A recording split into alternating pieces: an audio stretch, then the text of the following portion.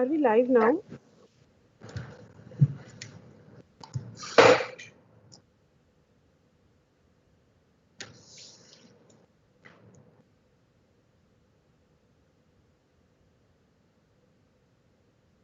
I'm here. Yeah. I'll just because the link is not there on the website yet, so I think we are not live yet. আচ্ছা ভিডিওটা on করে রাখবেন নাকি video করে হ্যাঁ বলেছি আর এখন মিউট আছে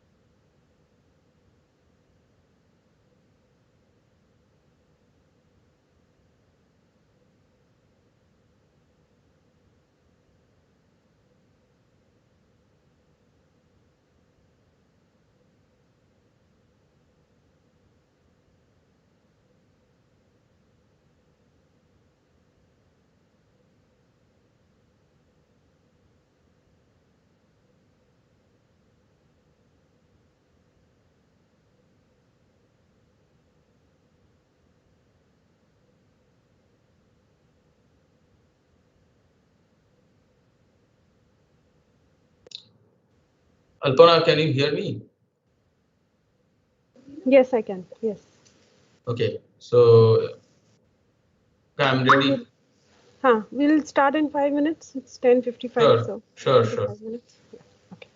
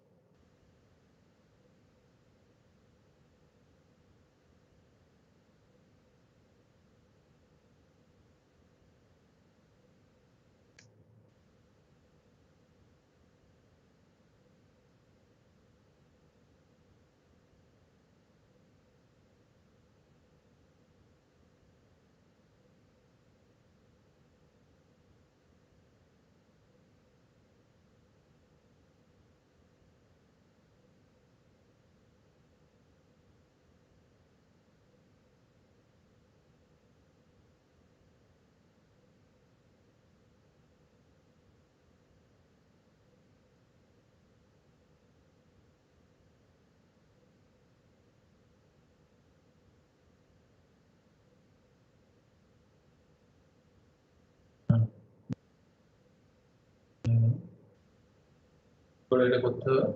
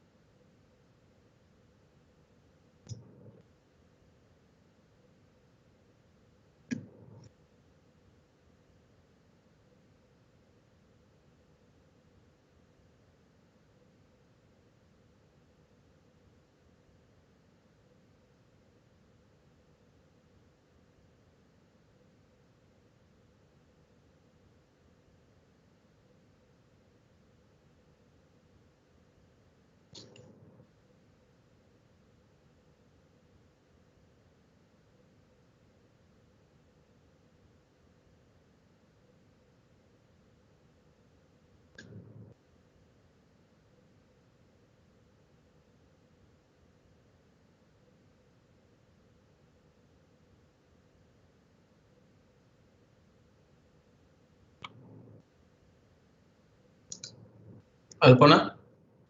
Yes, I think we can start now. Yes. Okay. Good morning, everyone. We welcome you to our next seminar in the Science Setu seminar series.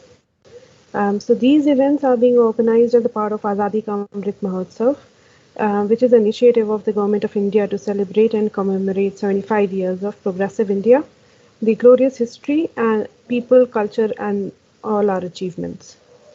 Azadi Ka Amrit Utsav is an embodiment of all that is progressive about India's socio-cultural, political, and economic identity.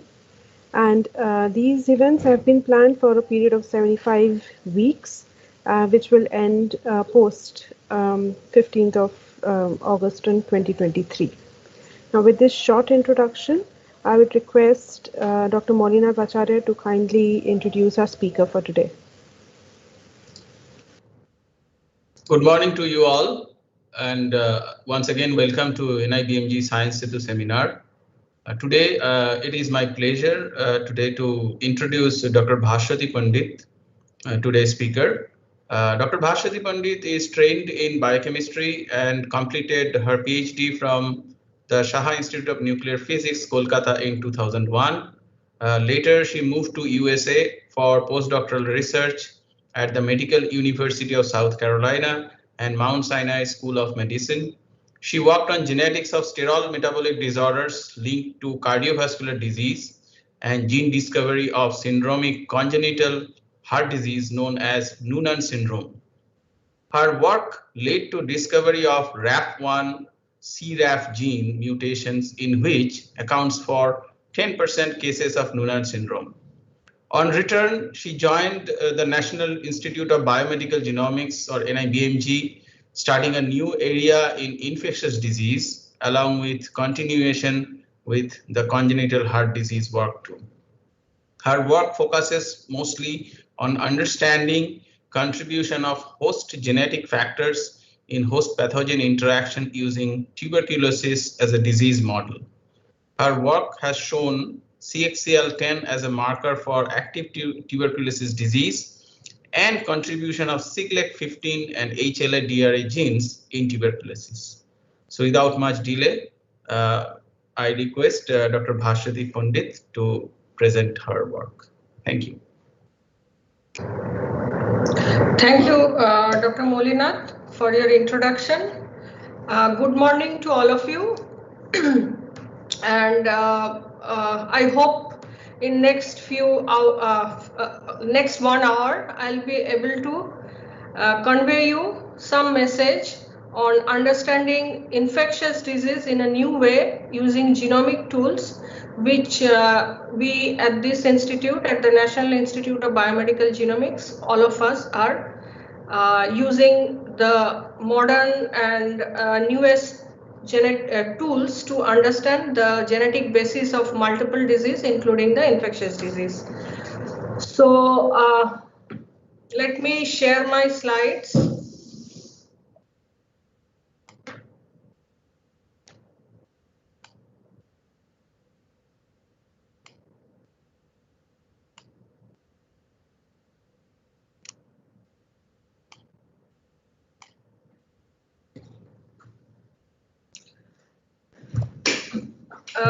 Just a question to Dr. Molinath or Dr. Alpana. Is this an interactive session or it's just one way?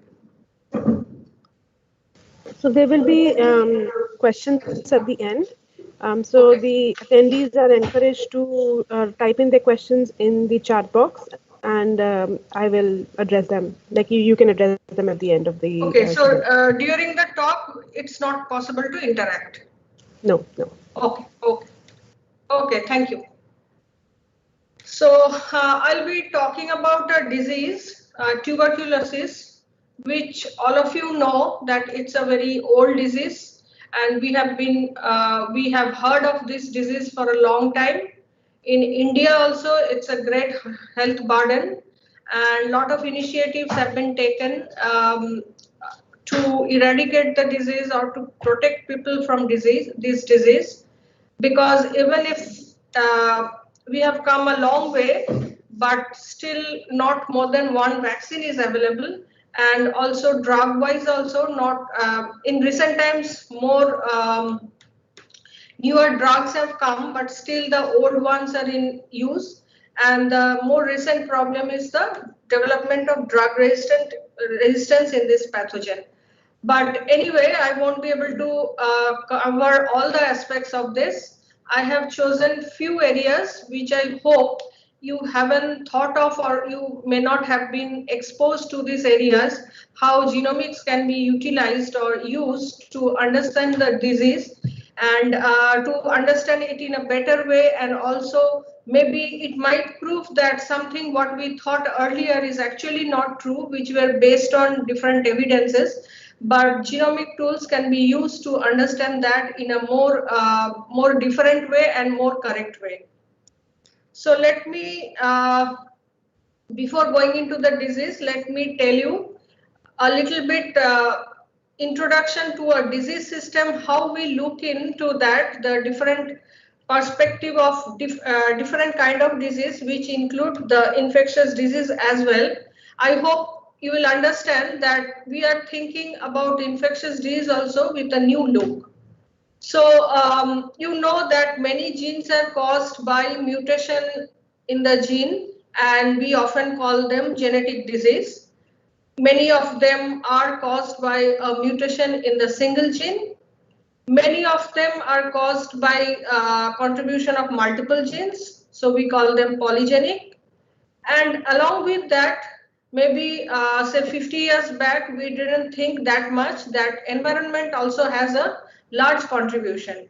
So other than the single gene disorders, many of these environmental factors contribute to a certain extent to develop this polygenic disease, and more recently we call them complex disease, which has, along with the genetic factors, lot of environmental contribution. So the same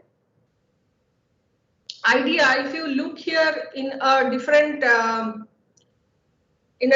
picture or different mode, so the genetic disease, what we called, here are some examples. These are caused by mutation in a single gene, like say some muscular dystrophy. It can affect multiple organs. At the same time, some disease we thought are environmental, like say infectious disease. So for an infectious disease to occur, you need, or you have to have the pathogen in your body. So the pathogen infects and we get the infectious disease.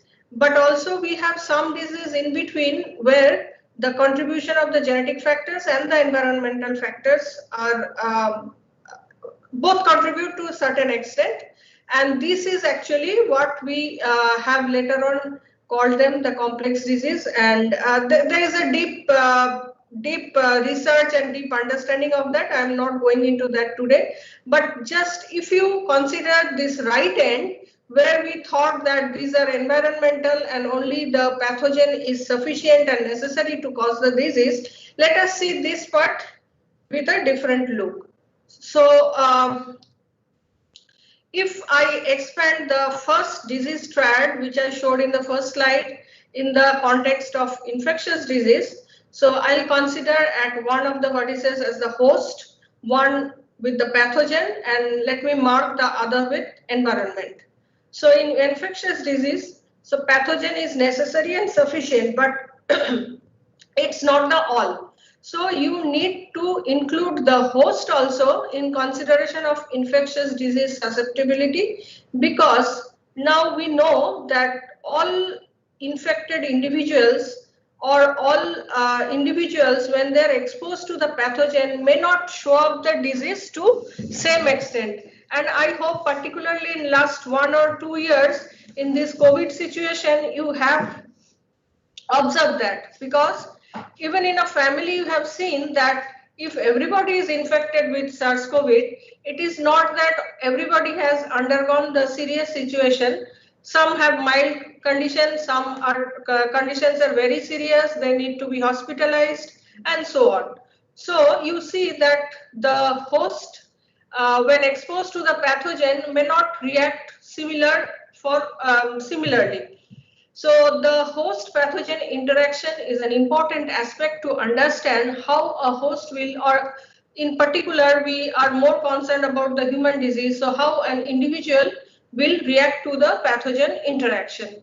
Sometimes with the pathogen, it's even though say tuberculosis or SARS-CoV, where the pathogen is the coronavirus, or in tuberculosis, the pathogen is the Mycobacterium.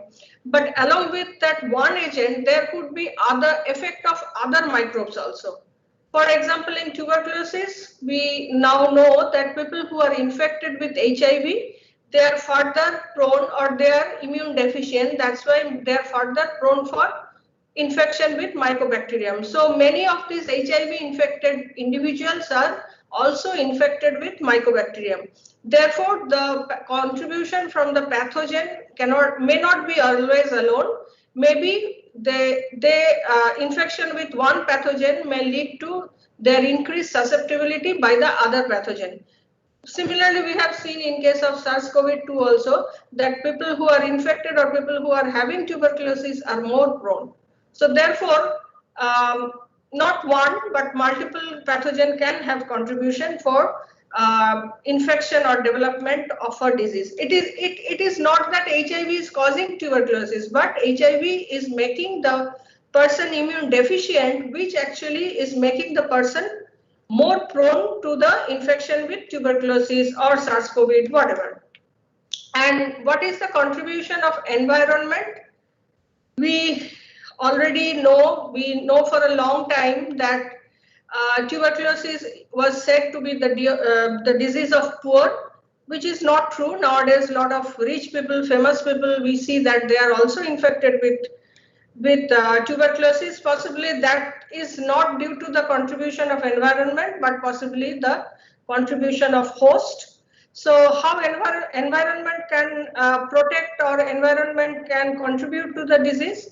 So as a disease of poor, we know that the nutrition, poor people are nutrition deficient, without food. So their immune system is weak, it doesn't develop properly, and so maybe they are more prone to infection. Also, we know that there are several factors which we take from food or get from environment. For example, vitamin D. So vitamin D has a protective role in infectious disease. So how we are getting vitamin D? We are getting from sunlight. So environment, good health, good hygienic condition at the home, well sunlight in the home. So these are the factors that also contribute for a susceptibility towards the disease. So actually it's a complex interaction between the host, the pathogen, the environment, and particularly in case of infectious disease, it is actually a complex interaction between the host as well as the pathogen. So actually here not only one genome of the pathogen, but the pathogen and the host both are having a complex interaction, and it's very interesting to investigate this and to understand how these two genomes inside our body is interacting with each other. So let me give you some introduction about the tuberculosis disease. All of you know to a certain extent. It's one of the largest infectious disease, and also it is like It's a terror for humanity for a long time. It's along with human civilization for a long time.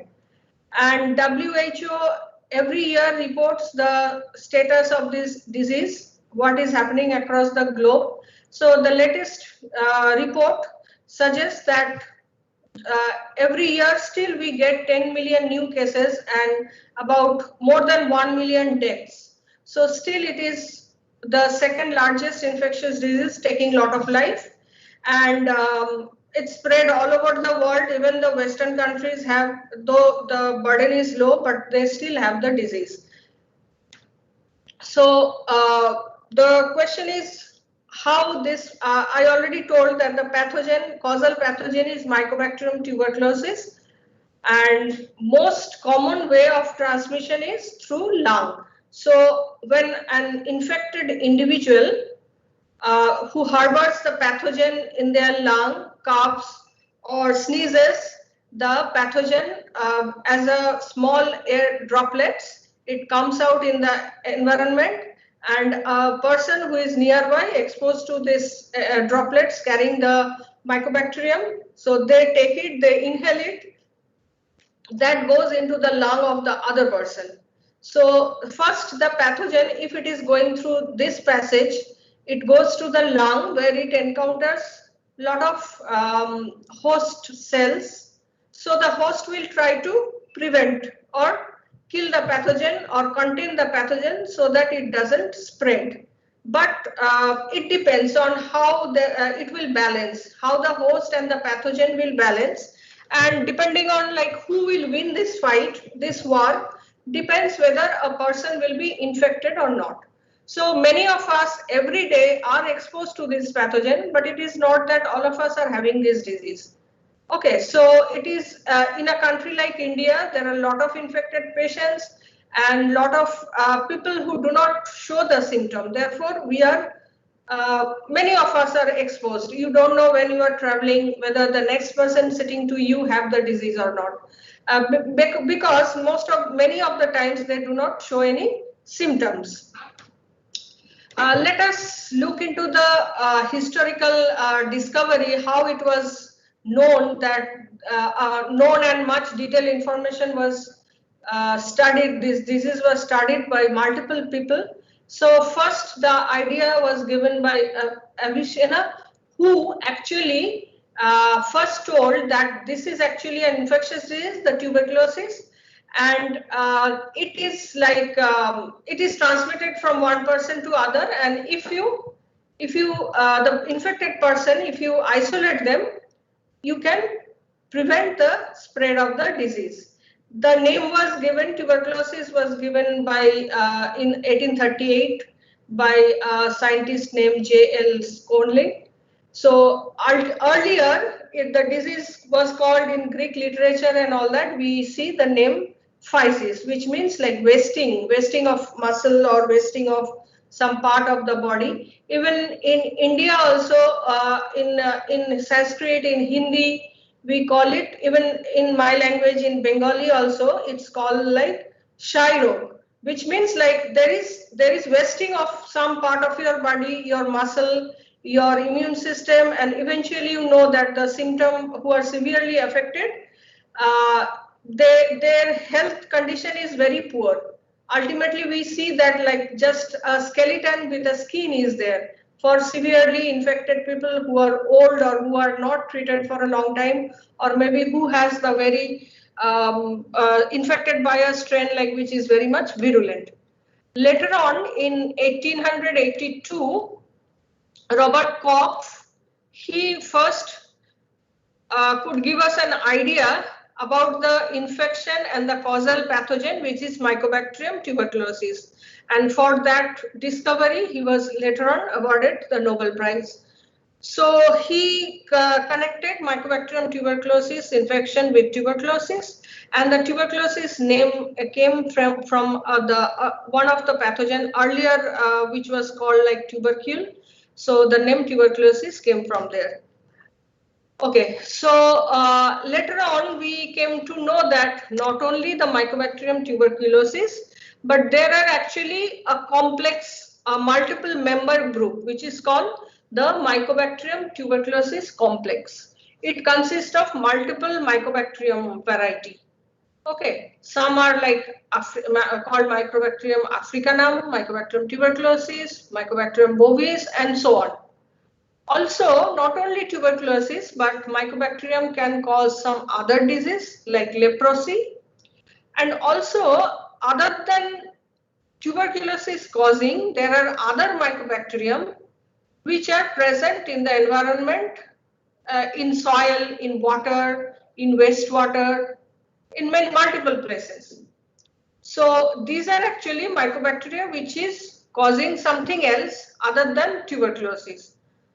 They might cause skin disease, they might cause some other disease resembling tuberculosis. And actually this whole, not only nowadays, we focus or the doctors focus on Mycobacterium tuberculosis, but whole of it is actually necessary to focus because, as I said, that many of them may not be tuberculosis, but also other Mycobacterium which can cause a chronic infection throughout. And it's very difficult to understand initially because the test comes that it's Mycobacterium tuberculosis negative, but showing similar symptoms. And recent focus, therefore, is also on this non-tubercular Mycobacterium or NTM, or sometimes they are called Mycobacteria other than tuberculosis or MOTT. So earlier ancient literature from our country, from other countries all around the world, they have mentioned that existence of this disease.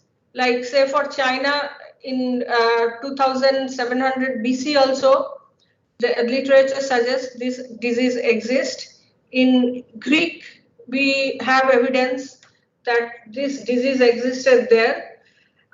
Even the Egyptian mummies, 25% of the mummies show evidence for tuberculosis infection. Now, how these were detected? So, these were detected from mummy. DNA was isolated, and they were. So sometimes there were some. If we get this, what to say, the fossils and all that.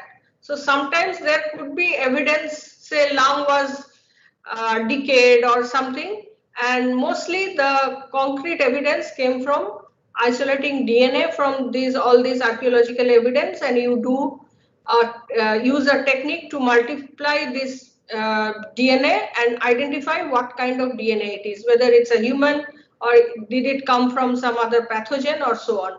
So about 25% of the Egyptian mummies show infection of tuberculosis. And in the modern Mycobacterium tuberculosis is the most modern one among the Mycobacterium group. So evidence of Mycobacterium tuberculosis was found in a 10,000-year-old this archaeological evidence where it was found that a mother and a child both were infected. So this was found in the Mediterranean Sea region. Even in South America also, in the pre-Columbian age, there are evidence of this disease, and not only human beings, but animal fossils also across different countries, including North America, they also show the presence of Mycobacterium infection in animals as well. Yes, this I have already talked about, like some clay plates, some historical evidence also suggest that there is the symptoms of this disease like wasting of chest, there is coughing, there is blood in sputum, and so on. So archaeological evidence, presence of Mycobacterium DNA, then literature, then these clay tablets, all this suggests that it's an ancient disease. Now let us see what happens in our system, our body, when we are exposed to this Mycobacterium. So if you are exposed, the first cells in the lung that encounter this bacteria are the macrophage cells and also the dendritic cells. So the macrophage actually engulf the bacteria and try to kill it. But if it cannot, then from lymph nodes, actually is the site of innate immune, one of the active innate immune site. These dendritic cells also, and also the T cells or other kind of cells, they are secreted, they come to the site of the infection. Sometimes the macrophage is able to kill the pathogen. If not, all this interaction with the other kind of immune cells can lead to a condition called latent tuberculosis. Now, latent tuberculosis is a condition where you harbor the pathogen, but you do not show any symptoms. And actually, this latent TB is a large threat to humankind because you do not show the symptom, but you carry the pathogen. Similarly, you have heard for COVID also that a lot of people are asymptomatically infected. They are infected, they do not show any symptom. So even if you think a person next to you is a healthy person without any infection, but that may not be true. So this latent TB can at some point of time get activated. So when one's immune system is weak and they are harboring the latent TB, that can get reactivated. So once it is reactivated, again it can come down and infect other part of the organ like lung or so and so on. Tuberculosis is mainly a pulmonary disease, but it can also infect other part of body. We know it can infect nervous system. It can go to other organs as well. It can infect in the skin also. So this reactivation, even though mostly it is pulmonary, but it can affect other organs as well. So first, when it encounters the pathogen, the body tries to eliminate. If it cannot, it can lead to active disease or it can lead to the latent condition depending on how strong is the immunity. So when it enters the cell, suppose this is the bacteria, it is engulfed in a vacuole, vesicle-like structure which is called the phagosome. So most of the intracellular pathogen, even other than Mycobacterium, also follow the similar kind of route. So they are engulfed in the phagolysosome, which is now fused with the lysosome. So lysosome, being an acidic compartment of the cell, tries to kill the pathogen. If it is successful, fine. But if it is not, then it can lead to the pathogen can sit inside, it can multiply, or it can sit idle, surrounded by different immune cells, which is called granuloma in case of human being. I'll come in the next slide, little details about the granuloma. So when a pathogen infects our body, it's in the macrophage or dendritic cell, how the body reacts. So the body actually secretes a lot of chemokines or cytokines, which are very active molecule against this pathogen. So what they do, they actually activate the same cell. When secreted, they try to activate other immune cells like neutrophils or other cells, which can help in killing the cells. They can attract also different other immune cells like T cells. And after, I hope all of you have had your immunology class, so you know that the pathogen, when it goes into in this macrophage, they are they are killed by this lysosomal enzymes. They are broken down into peptides, which can be displayed on these antigen presenting cells, which along with T cells can also further help in killing or controlling the infection. Also, these are all early events. At some point, little later time, an adaptive immunity is also developed against this pathogen. That means antibodies are raised. But before that, at early stage of infection, so the innate immunity takes care of that. So either it will kill, it will try to activate the host immunity, and if it is not able to completely do that, the pathogen might hide inside granuloma and stay in a latent condition.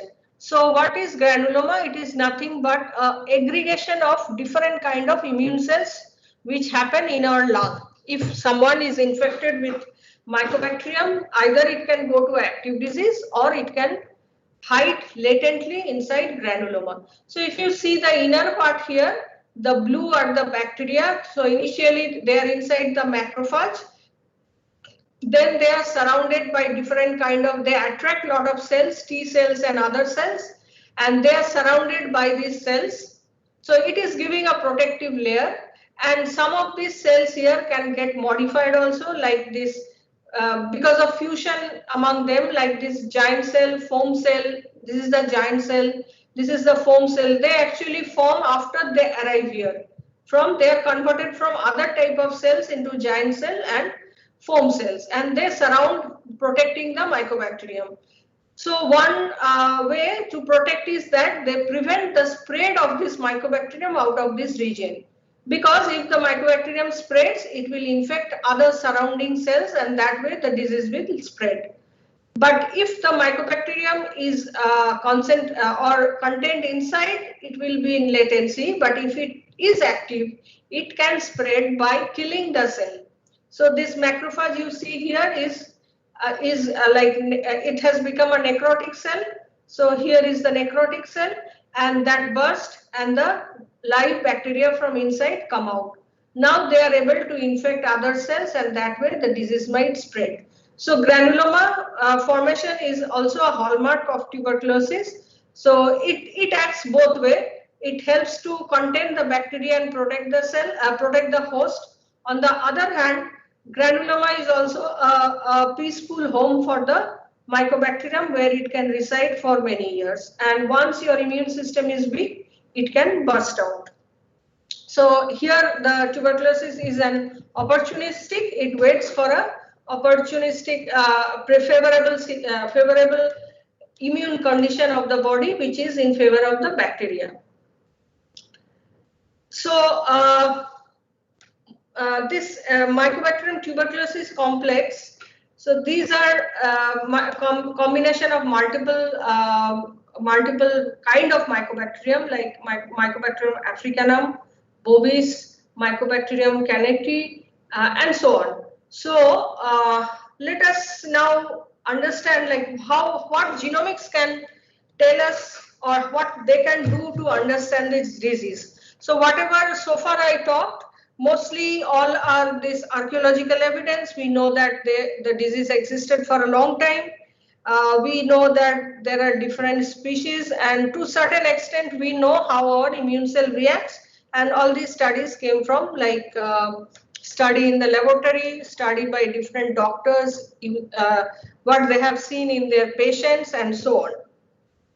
So the first breakthrough in understanding the tuberculosis pathogen came when the genome of the tuberculosis was sequenced. So the genome means all the DNA or the nuclear content of the Mycobacterium tuberculosis, which is about 4.4 KB long, and also MB long. And when this was sequenced, so we first time came to know like how many genes and how they are organized and so on. So I'll quote here a famous scientist, Douglas Young, who is a great scientist in the field of tuberculosis. So what he mentioned when this result came out, that this history together with clues to conquer the tubercle bacillus is written in its genome. So all the information, whatever we knew little bit and what we didn't know, is everything is written in its genome. So if we can understand or extract that language, that what is written here, we will be able to understand the disease, the pathogen in more details, and we will be able to also have newer ideas to conquer the pathogen. So we now have the sequence of every potential drug target and of every antigen we may wish to include in a vaccine. So this genomic information will be also useful to design a vaccine. But can we convert this mass of information to a useful understanding? So that's a question, because the information is so large. Even though for this Mycobacterium, the genome size is not too long, but some organisms have large genome and lot of information. So to really understand that in a meaningful way, is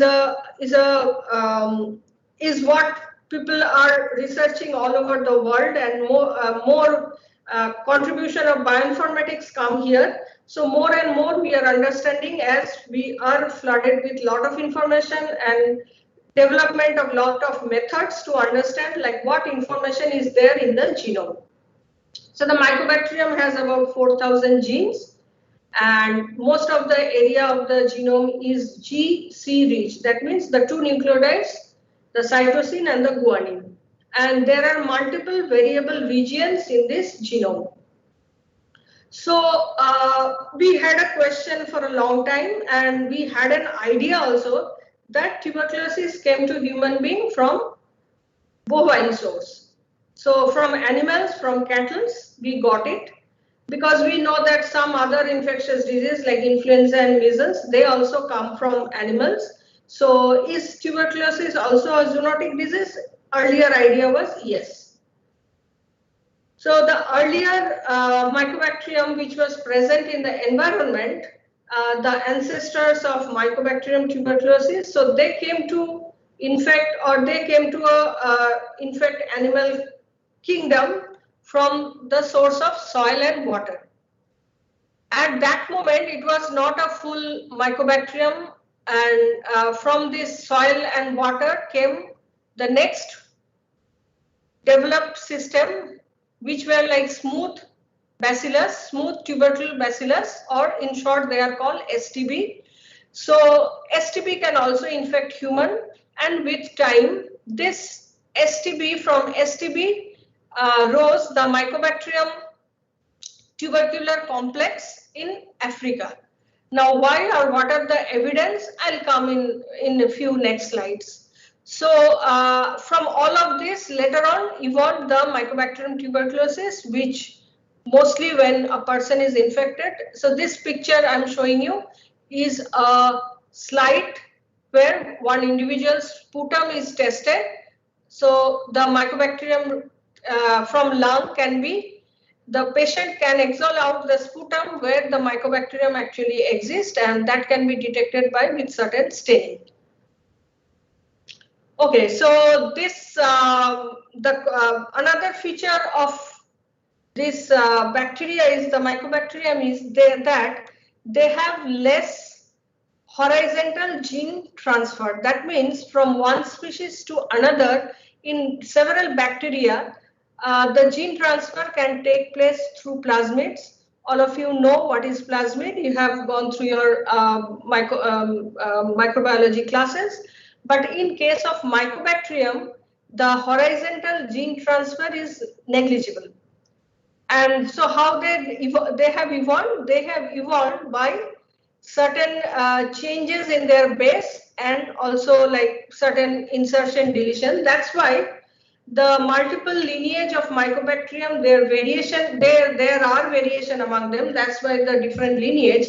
But the overall, there is much less variation among them. So the assumption, therefore, the genomic analysis of multiple Mycobacterium for multiple countries, Mycobacterium for multiple originated in multiple animals, like could be bovine, cattle, and other species as well as human, have suggested that there exist multiple lineage in this Mycobacterium, and the idea is that it has not come to human being from animals, from cattle. So even the Mycobacterium existed before existed in human before they had infected cattle. So this existence could have arrived from the original bacterium, which is Rhodococcus species, available in soil. From there, different kind of non-tubercular Mycobacterium have evolved, which are present in soil, which are present in water or other animals as well. And from there, at some point of time, about like 2.5 million years ago, the Mycobacterium cannati evolved, and also the smooth tubercular bacillus, which can also cause tuberculosis. So this arrived in Africa. And since then, it is found that they are concentrated in the eastern region of Africa. Okay, so there are other variations which have spread across the world, and genome sequence of all these Mycobacterium in different part of the world, and then subsequent analysis suggests that the older species was Mycobacterium cannati, which is localized in East Africa. Now, there's a nice correlation with evolve of this Mycobacterium with the human wave. So we know that human also had originated in Africa, and then when they also came out of Africa, the Mycobacterium along with them came and spread along the world. So how do we know that? So these are all the results of this genomic analysis, the comparative genomics, and so on. So the idea that we had earlier that it came from bovis is not really true. So human infecting Mycobacterium also existed before it had infected M. bovis. Now, in between also there were other lineages, and so the first wave out of Africa came through Africa towards Asia, and later on other waves also moved out and came and spread towards Europe, and so on. Along with that, Mycobacterium had spread along the whole world. So one of the lineage is available in Philippines and Indian Ocean, another lineage in East Asia. In India, we see the lineage 3. The others are in Europe and other part of Africa. And even when this was spreading, there was also evolution of Mycobacterium within Africa. So another lineage, Mycobacterium africanum, this is found only in the West Africa region. And at some point of time, along with human, when humans started domesticating all these animals, so at some point of time, it had spread to and infected the animals. And also now the animals could have acted as a stock for the Mycobacterium. So not only humans, but they also started spreading the infection from one animal to other. Okay, so you can see that the genomic analysis from our archaeological samples from modern human, Mycobacterium isolated from patient, Mycobacterium collected from water, other source, all this genome was sequenced, then it was analyzed, and a phylogenetic tree was constructed. Phylogenetic tree means you know that how we can place animals, their evolution, their scale, their position, how they have evolved, who is more better in terms of evolution than other, and we can construct a tree. So which is called the phylogenetic tree. Now, here the phylogenetic tree is constructed on the basis of their sequence information or the conservation of sequence or the change in sequence. And based on that, we have we proved that the earlier notion that it came from animal, Mycobacterium or the tuberculosis disease came from animal is actually not true. It has evolved with human for a long time, and at some point of time from human, it went back, it actually infected animals.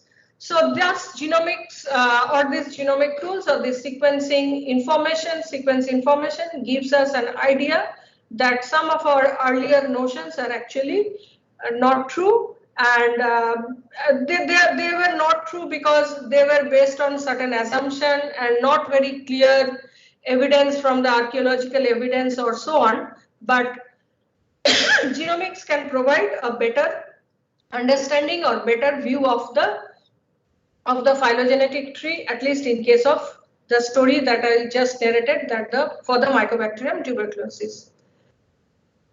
So here is a timeline.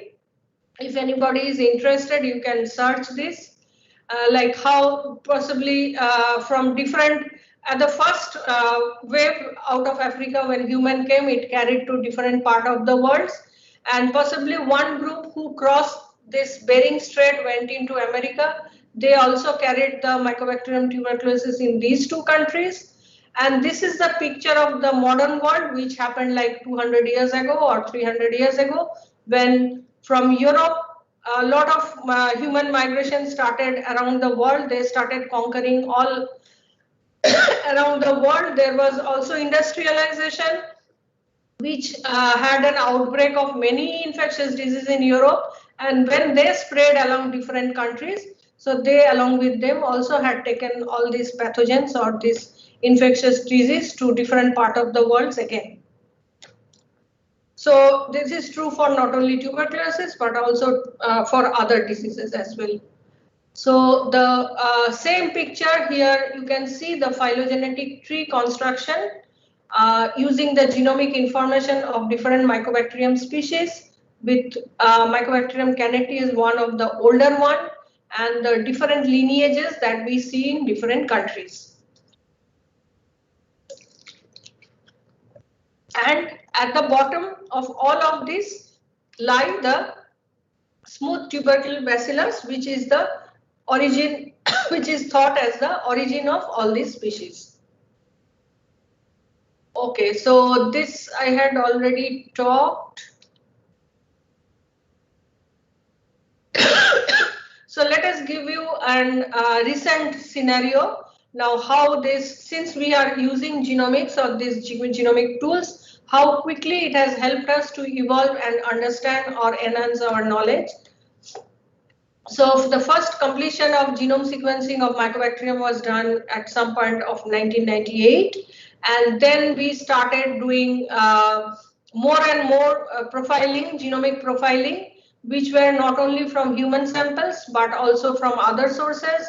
And then also along with genome sequences, we looked into the transcriptomic signature, means the analysis of RNA, which actually dictates like which part of the genome is expressing. And also when there are outbreaks, not only patient sample in normal course, but if there is outbreak, if we analyze like what is done for the SARS-CoV right now. So if you analyze the genome, you can follow how quickly the pathogen is mutated, which is the more virulent, which way the pathogen is evolving, and so on. So the modern genomic tools have enabled us to understand how quickly this pathogen is spreading, infecting with the original form, or it is also mutating itself, and so on. So the disease course, as well as to understand like how and which drugs to use to target or the kill or control the disease. So therefore, genomics has provided us with enormous power to understand and conquer the disease. Now, let me talk a little bit about the host factors or host contribution that I mentioned in my first few slides. So, whenever a human being is exposed to the pathogen, it is not that they will be infected. So, most of the people, about 70% people remain uninfected. Only because their immunity is strong and they have been able to clear the infection. Only 30% of them may harbor the pathogen, and among this 30%, again 30% will not show up the disease. Only 5 to 10% of them will make or may have weaker immune system, so they harbor the pathogen, and the pathogen wins over the host, leading to the expression of the disease. But 90 to 95% of them again will harbor the disease in a condition where you do not see any symptoms. This is called the latent infection. So you contain the bacteria and it remains, a persistent infection is found, it remains within the host. At some point of time, this opportunistic pathogen, if they get an suitable situation in the body when your immune is weak, they can reactivate. So reactivation can take place. So actually latency is a very tricky situation, and therefore many of the infectious disease, latency is the major obstacle to control the disease, because you think they are normal, but they are not actually normal. Now, why does such things happen? Why major people can clear the infection? Why only 5 to 10% people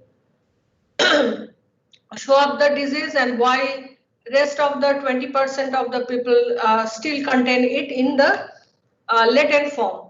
So as latency is very unclear and the idea about latency we are still struggling, the scientific community is still struggling to understand what exactly happens in latency. But the problem is latency serves as a reservoir for the disease. So latent people are harboring the pathogen which later on can spread to disease. So even if you treat the cases, you cannot treat the latent because you do not know that they are infected, and even they are infected, the bacteria, the mycobacterium is hiding inside the granuloma. So it's very difficult to target or kill or open the granuloma to kill the pathogen.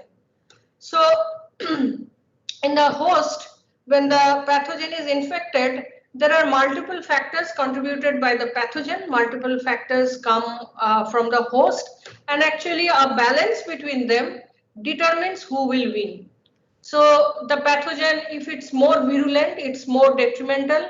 If the pathogen load is too high, that is also detrimental for the host, and depends on like how quickly the pathogen is able to establish itself by a lot of genomic changes within itself in terms of gene expression, because it has to survive and conquer the position in the host which is not in favorable of that. It's a hostile environment for the pathogen. Sorry. Whereas the host, what it does, it tries to kill the pathogen by initially with its innate immune response, the different kind of immune cells which I explained to you, they start engulfing the pathogen. They secrete a lot of cytokines and chemokines, which are some chemicals that actually helps to kill the pathogen and activate other immune cells.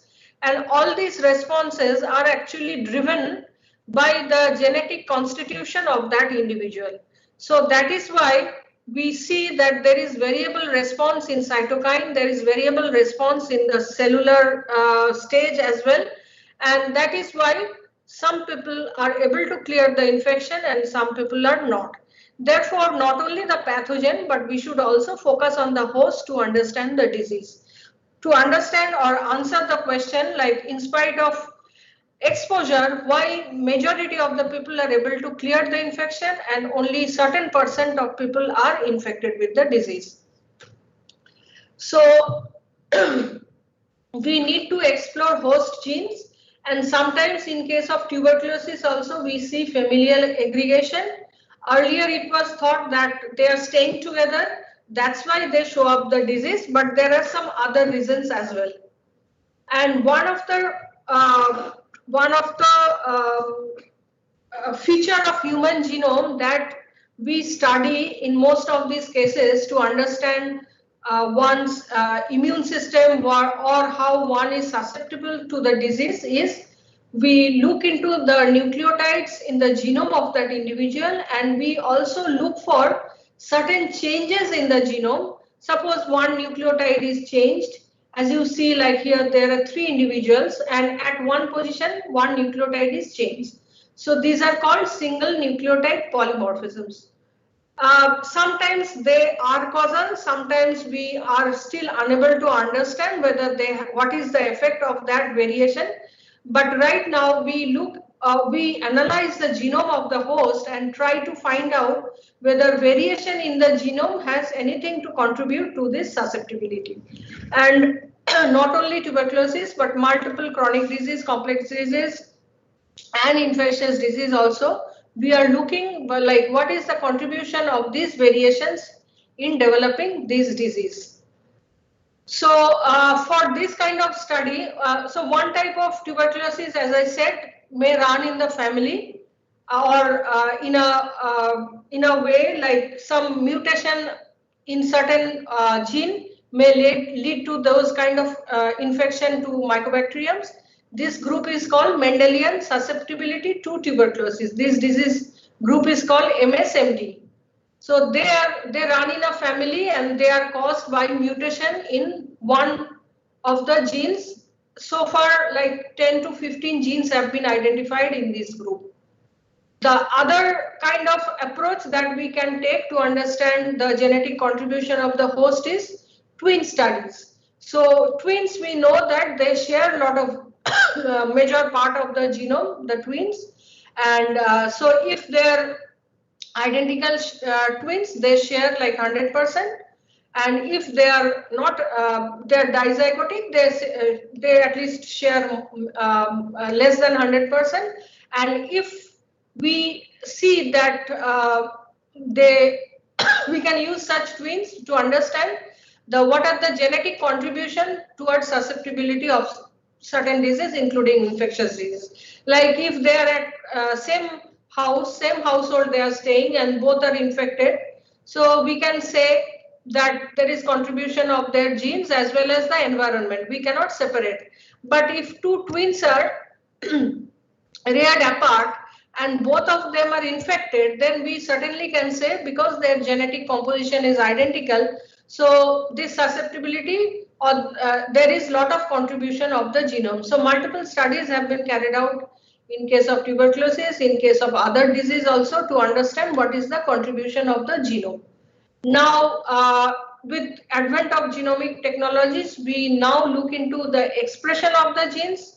Therefore, we carry out the transcriptome analysis, where we see that in infected patient versus the person who is not infected but may be exposed, what is the difference in their transcriptomic? That means what kind of protein one patient is expressing, what kind of protein another control person is expressing, and therefore we can have a comparative analysis between case and a control.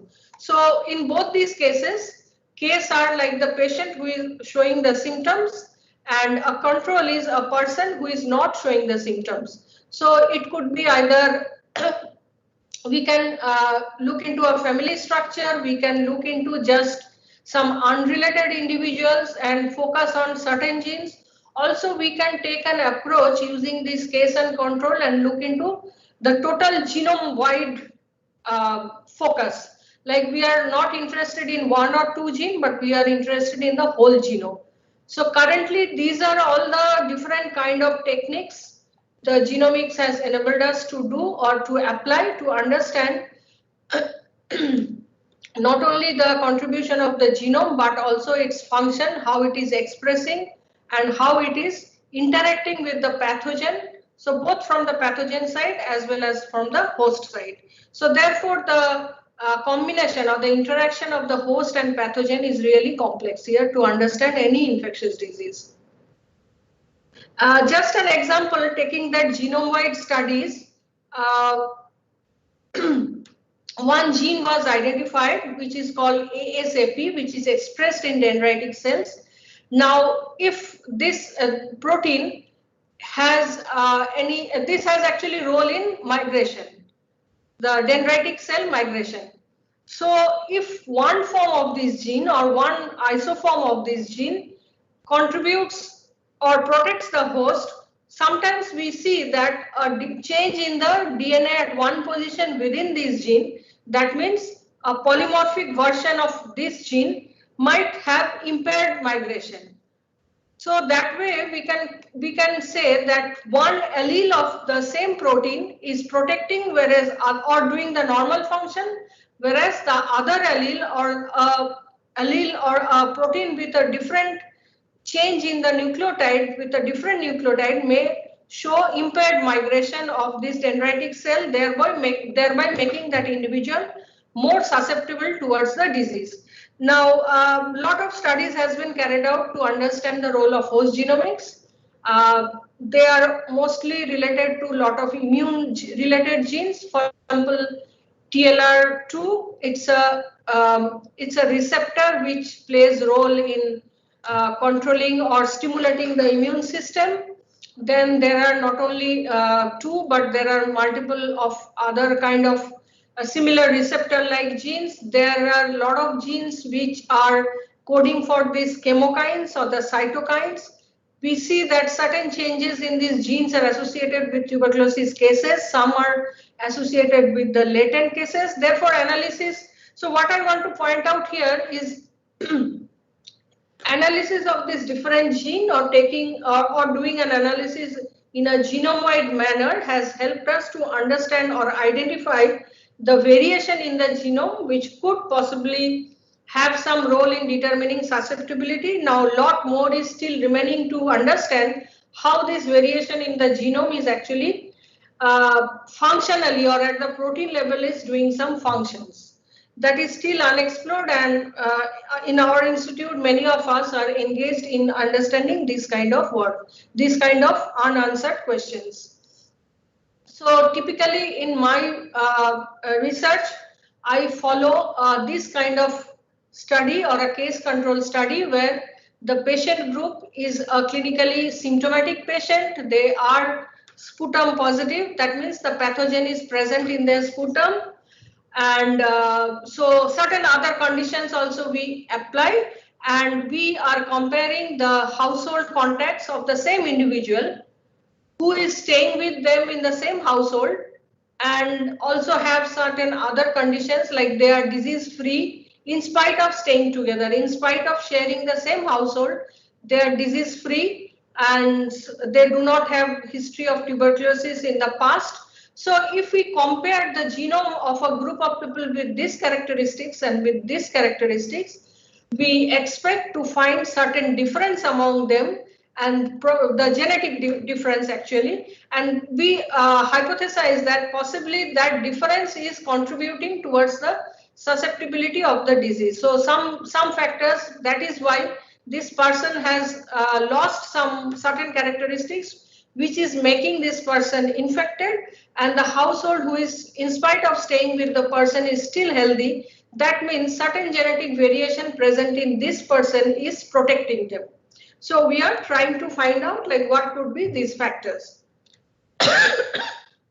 Just a summary of our own study.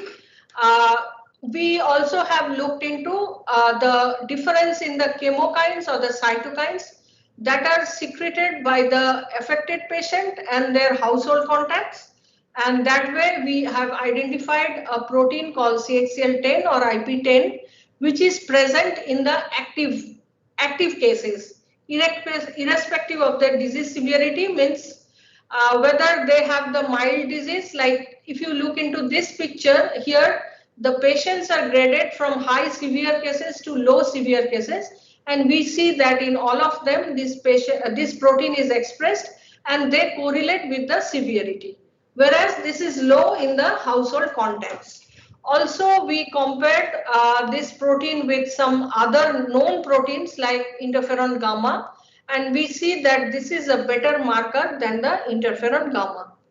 Besides that, we had also compared the tuberculosis cases and controls at their genome level.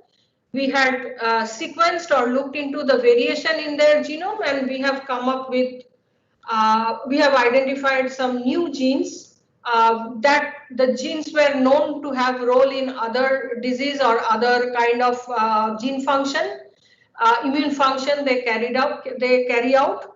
But we found that variation in these genes, like for example Siglec15 or HLA, can also contribute to susceptibility to tuberculosis. So in nutshell, I hope I have been able to convey you like how genomics has helped us to understand the pathogen, as well as now the world has understood that the classical definition of infectious disease is, which is like only caused by pathogen, is not true. The manifestation of disease is a complex interaction between the host and pathogen. Therefore, we need to study the genomics of the pathogen as well as the host together and understand their complex interaction. So genomics, as well as in the new era, the proteomics, metabolomics, lipidomics, all these full scale holistic approach actually will help us to understand any disease in a better way. With this, I want to end, and thanks to all of you, and I'm ready to answer any question that you have.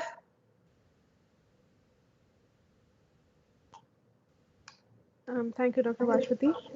So for all the attendees, if you have any questions, Yes, so the first question has come up. What is the contribution of lipid droplet formation in TB?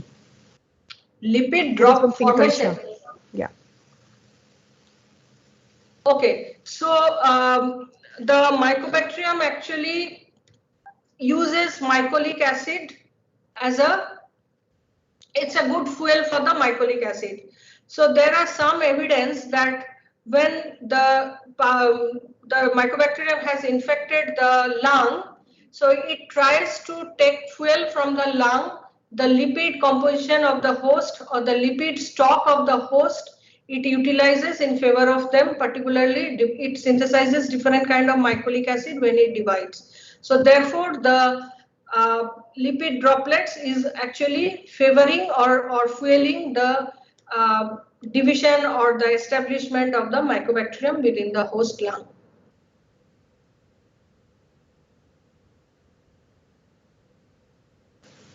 Thank you.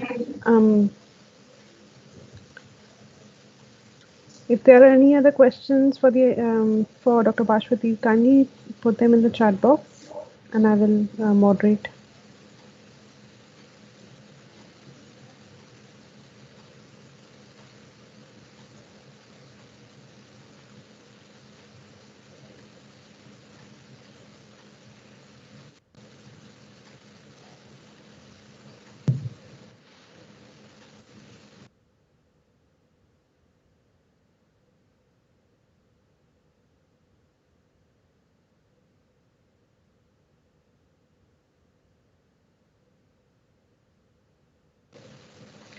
Also, I understand that some of you have had problems accessing the link.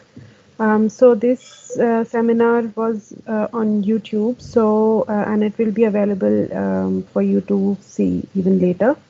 And in case if you have missed something and would like to ask Dr. Bhaswati later, then also you can mail me or mail and I will forward it to her, your queries. So there is another question. The difference in SNP in important genes could be different for people living across the globe. Is that the Yes. So that is very much true. So that's why, like when this different the genomic association is done in different population, so what we see, what we obtain from one population may not be true in the other. For example, say you discover something in X gene, a variation or a SNP in X gene contributes to susceptibility in one kind of population. Now, when people try to replicate the same result in different population, we find that it is not true. So this is a very common event, and it has happened across many infectious disease, complex disease, and so on. So this is very much true. What is protective for one population may be different for a different population. So that's why we need to conduct these studies in different population, and it's actually not correct to extrapolate the finding from one population to other. You need to verify that. Falak goes on to ask if the environmental or the latitudinal differences, environmental factors or the latitudinal differences could be contributing to this. Sometimes yes, because food habits and the surrounding environment is also different, so they might also have contribution.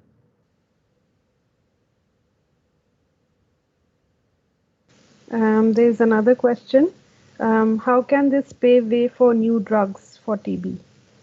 How? Like if there are these kind of differences, then how can we okay, how can we use the same drug for treating all people? Yeah. Okay, exactly. Yeah. So that's an interesting area. It is true that all drugs do not behave equally or do not protect equally. For example, it's already known, like say isoniazid, which is an anti-tubercular drug. So some of these drugs, when when taken by an individual, sometimes the drugs act directly. Sometimes they are modified within our body, like acetylation can happen or so on. So in case of isoniazide also, like when it's like, so when there is modification, it's inactive. Some drugs become inactive. So your bioavailability of the drug inside body reduces if it is converted to the inactive form. Now, how it is converted to that inactive form, or like how this acetylation is happening, it's happening within the host. So the host has certain enzymes which can acetylate the drug and make it inactive. Okay, so if that enzyme is more active in your body, then you are actually, even though you are taking the same amount of drug with another person, but in your body, the available drug is less. Okay, so this is one example, like because of certain enzymes. So where from these enzymes are coming, it's coded, it's produced within your body, and that is coded by your genome. So that active enzyme is now not actually acting not in favor of you, but it's acting or bringing in some adverse effect. So that way you can see that same drug, same concentration of drug, if we are given to two people, they may not act similarly.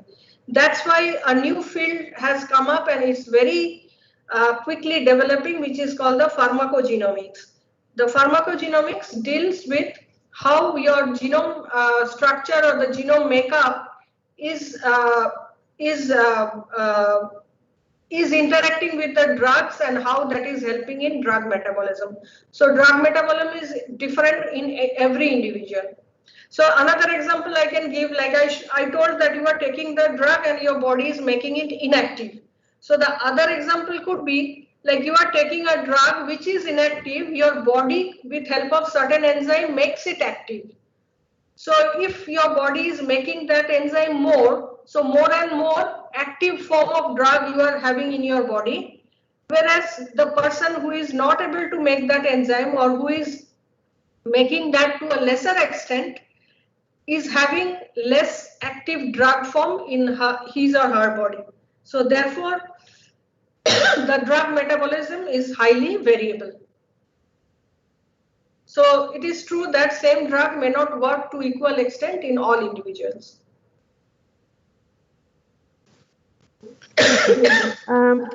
There's one more question.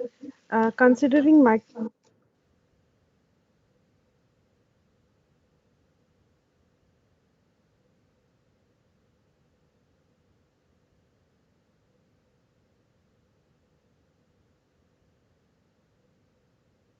Alpana, is the connection lost?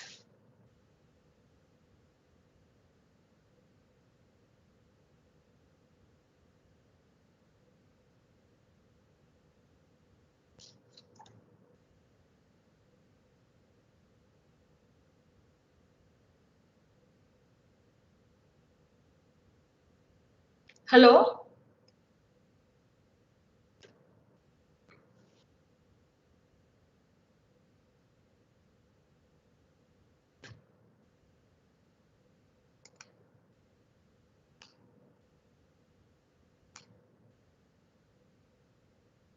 Hello?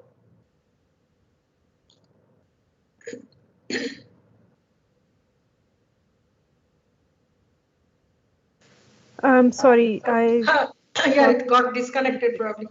Sorry, yes. So there was just another question. Considering mycolic acid as a tag for mycobacteria, can vaccines targeting this tag be thought of? Or is there something along those lines happening already? No, I don't know that whether anything is being developed in that direction. But mycolic acid is not won't be a very specific one, because other bacteria also have mycolic acid, and I'm not saying that it is like possibility is zero, but mycolic acid is more common. Therefore, better is to look for an protein which are more specific for more specific and could be a more virulent factor which we can target. So those could be a better target for a vaccine. Okay, thank you. There are no more questions in the chat box now. I would again request the attendees, because some of you have had problems accessing our link. So you can always, because this was a live event and was recorded, so you can always watch this webinar again. And if you have any questions, please do get back to us and we will be very happy to respond. With this, I'd like to thank Dr. Bhaswati for her valuable time and the brilliant presentation, and to all the attendees for joining in. We will see you in our next seminar next month. Thank you. Thank you all for attending, and thank you all for those who had coordinated this. I thank you all. Thank you.